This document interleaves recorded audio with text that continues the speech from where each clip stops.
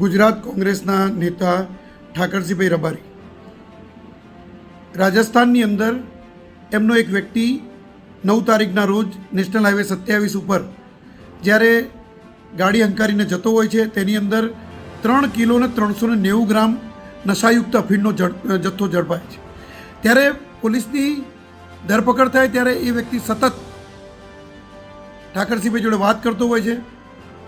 1500 ઉપરાંત કોલ એમના ઠાકરસિંહભાઈને કરેલા પોલીસને ઝડપાય છે. પોલીસ ઠાકરસિંહભાઈની ધરપકડ કરે છે અને પુરાવાના આધારે એમને જેલમાં પણ મોકલી આપવામાં આવે છે. ગુજરાત કોંગ્રેસના પ્રમુખ શક્તિસિંહજી ગોહિલ જ્યારે એક નિવેદન એવું આપતા હોય સોશિયલ મીડિયા મારફતે કે ગુજરાતની અંદર નશાનો કારોબાર કોણ કરે છે, ગુજરાતની અંદર નશાના કારોબારમાં કોણ સંડોવાયેલું છે, એની તપાસ કરવી જોઈએ, તો મારે આદરણીય શક્તિસિંહજી ગોહિલને કહેવું છે કે તમારા જ નેતા સંડોવાયેલા છે. તમારા જ નેતાની ધરપકડ થઈ રાજસ્થાનમાં. તમારા જ નેતા અફીણનો કાળો કારોબાર કરતા હતા.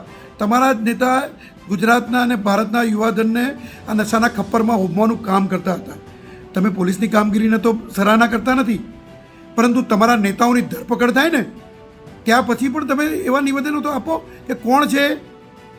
આ જ ઠાકરસિંહભાઈ ઉપર ગુજરાત પોલીસે ભૂતકાળમાં પાસાની ભલામણ પણ કરી હતી. દારૂના કેસો પણ નોંધાયેલા છે ગુજરાતની અંદર. છતાં પણ વાવ વિધાનસભાની જ્યારે પેટા ચૂંટણીની વાત આવી ત્યારે કોંગ્રેસ ઠાકરસિંહભાઈને સ્ટેજ ઉપર બેસાડી અને અમારા નેતા છે અને કોંગ્રેસના દિગ્ગજ નેતા છે આવા વખાણ કરતાં કોંગ્રેસ થાકતી નહોતી. એક પણ નેતા થાકતો નહોતો.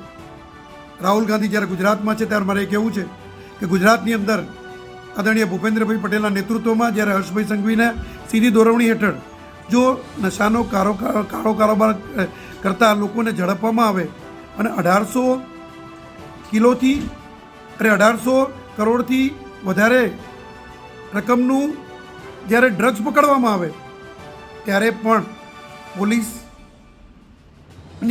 કામગીરીને તેઓ બિરદાવતા નથી, પરંતુ પોલીસની કામગીરીને ખરાબ શબ્દોમાં સોશિયલ મીડિયાની અંદર હલકી રાજનીતિ રમે છે.